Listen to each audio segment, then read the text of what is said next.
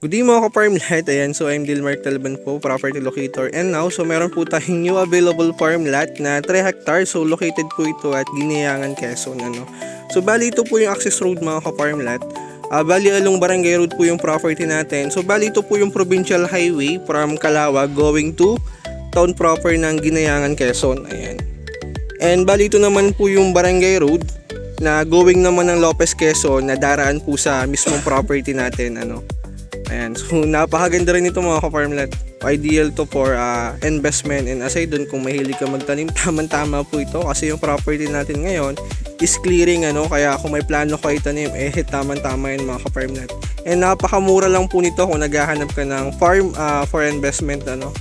So ideal to mga ka-farmlat, and tara, puntahan natin. Papakita ko sa inyo yung access road going dun sa area.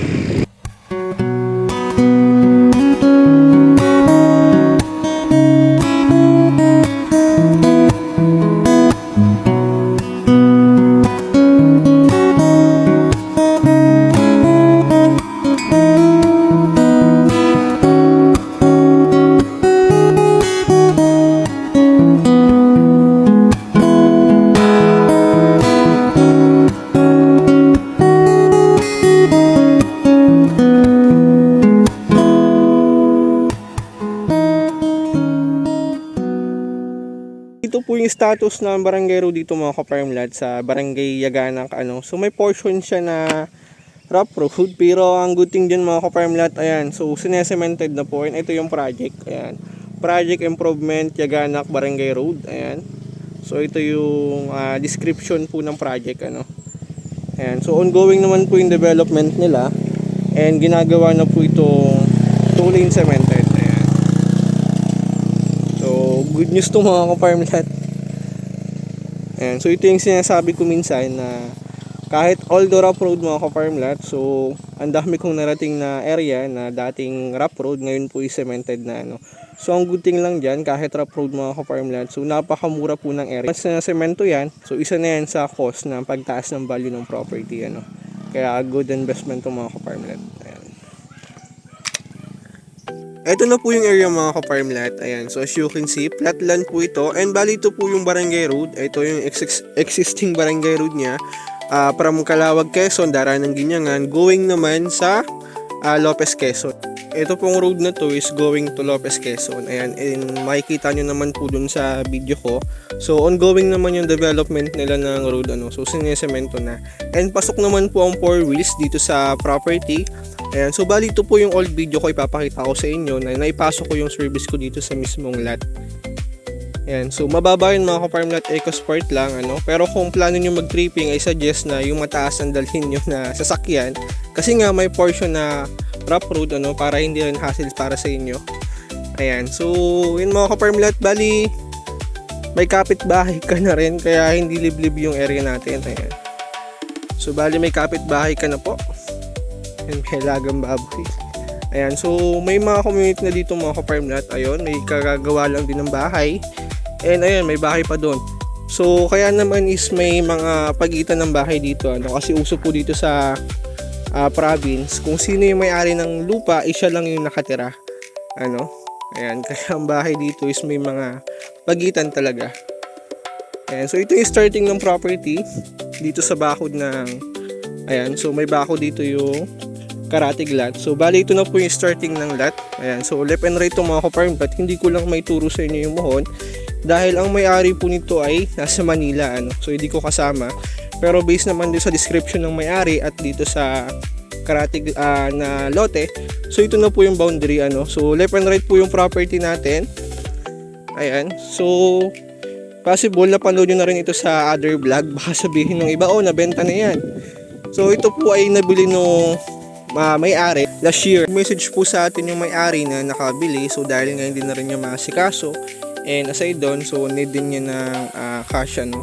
So kaya napag-decisionan niya na ibenta na lang ulit, ano. So ang good thing dyan mga ka-farmlat, clean title po ito, ano, kasi from old title, so TCT title to mga ka-farmlat, ano. So ongoing transfer na po sa pangalan niya, and sabi ng processor by this month po is lalabas na yung original title, ano, na TCT title. So clean title to mga ka-farmlat.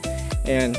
So based naman dun sa seller, willing naman siya tumanggap ng 50% down payment. So yung another 50% upon release po ng title, Ayan, so sa mga ka-farmlet natin dyan na masailan sa title, tama-tama itong mga ka-farmlet kasi fresh na rin yung sariwan title nito, palabas pa lang this month.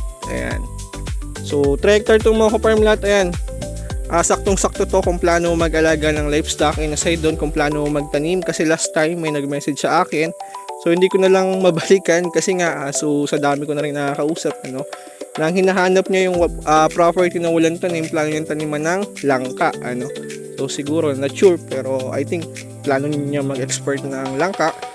Ayan, so sir, kung napapanood mo to, ayan, so tamang-tama to sa hinahanap mo. So accessible naman yung area natin, and ayan, so wala siyang gasinang tanim, kaya perfect to kung plano magtanim, so malawak yung portion na pwede magtaniman. And bali may source na rin po na electricity sa area. Ayan, kasi nga ito is barangay road. Ayan, may linya na po ng kuryente, So sa water source mga ka-farmlet, not sure ako kung nagpatayo ng deep well dito yung may-ari, So i-confirm ko pa kung if ever wala naman, so pwede naman po kayong mag-deep well dito mga ka-farmlet. Ayan. Ganda, flat land. So left and right to mga ka-farmlet. Ayan, so left and right yung property natin. Ayan, platted po ito, so I think mga around 80% flat land yung area natin, And napakahaba po ng frontage ito, so almost 150 meters more or less. And so napakalawak ng frontage. Ayan. And may kubo na rin po dito yung may-ari na pinagawa, so hindi lang natapos. Pwede nyo namang ituloy yan if ever na gusto nyo ituloy. Ayan. So check natin. Bali ito yung kubo na pinagawa ng may-ari. Ayan. Check natin.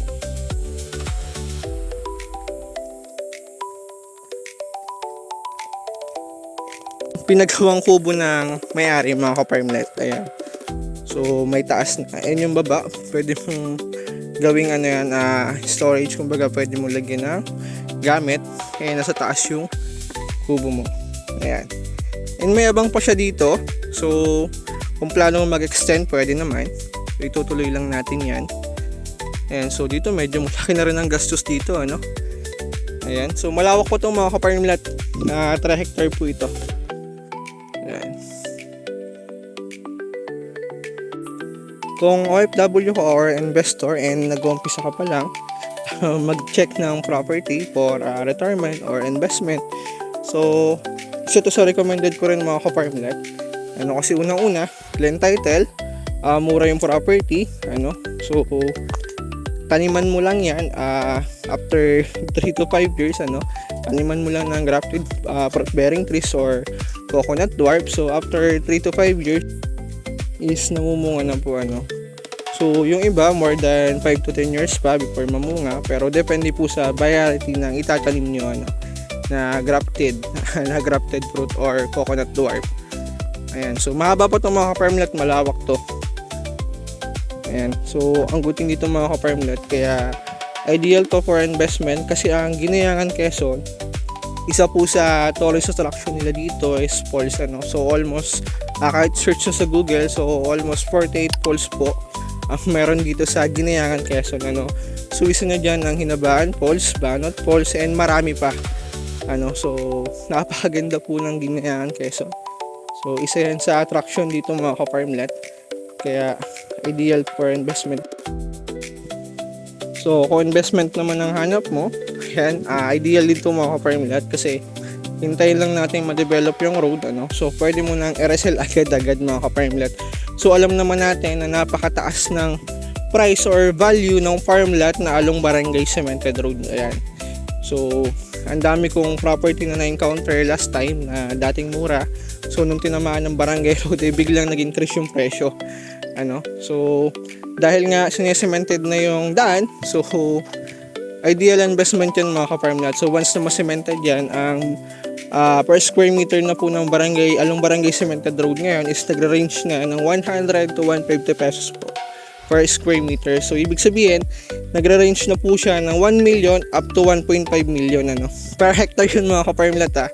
So hindi yan hyping. So makikita nyo yan sa other posting ng ibang vlogger. So wala ka nang makikita na below 100 pesos if cemented barangay road ano.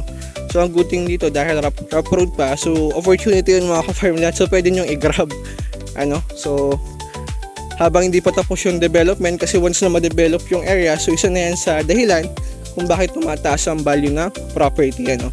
So congrats po dun sa buyer natin na nakabili sa atin sa part ng Calawag, Quezon. So 4 hectare farmland po yan ano. So dating rough road, good news. So ngayon is sinesemented na rin yung road ano. So as of now wala pa siyang ginagawang development sa area. So nabili niya yun is clearing. So ang good thing dyan mga ka-farmland ano, kung may pera ka kesa nasa bangko lang, so pwede ka pang matalo sa inflation rate ano. So unlike sa ilalagay mo sa property, malaki yung chance na ma-double yung investment mo ano. So depende sa development ng area. So highlight ko lang yung details. Along barangay road po ito, may with electricity. So sa water pwede tayong mag-deep well, and clean title din po ito ano. And napakamura lang po ng area. Ayan, kung ang hanap mo ay mura, clean title, ayan, and accessible, so i-grab mo na itong mga ka-farmland. So bibira lang yung ganitong opportunity ano. Ayan, kung interested ka, message nyo lang sa Viber, WhatsApp. Thank you po and God bless.